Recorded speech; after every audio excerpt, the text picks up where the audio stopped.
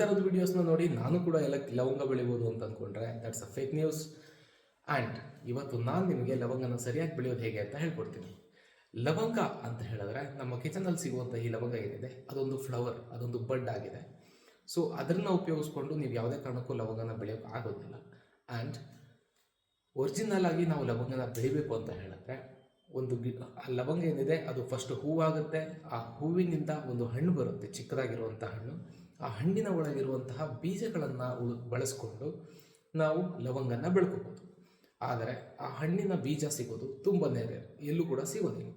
ಅದಕ್ಕೆ ನಿಮ್ಮ ಐನಾಧ್ಯ ನರ್ಸರಿ ಅಂದರೆ ನಾವು ನಿಮಗೋಸ್ಕರ ಏನು ತಂದಿದ್ದೀವಿ ಅಂದರೆ ಲವಂಗ ಸಸಿಗಳನ್ನು ಮಾಡ್ತಾ ಇದ್ದೀವಿ. ಹೌದು, ಸೆಂಟ್ರಲ್ ಗೌರ್ಮೆಂಟ್ ಅಪ್ರೂವ್ಡ್ ಬೀಜಗಳೇನಂತೆ ಅದನ್ನು ಉಪಯೋಗಿಸ್ಕೊಂಡು ನಾವು ಲವಂಗ ಸಸಿಗಳನ್ನು ಮಾಡಿದ್ದೀವಿ. ಆ್ಯಂಡ್ ಈ ಸಸಿ ನಿಮಗೆ ಸಿಗಬೇಕು ಅಂತ ಹೇಳಿದ್ರೆ ನೀವು ಪ್ರೀ ಬುಕ್ಕಿಂಗ್ ಮಾಡಬೇಕಾಗತ್ತೆ.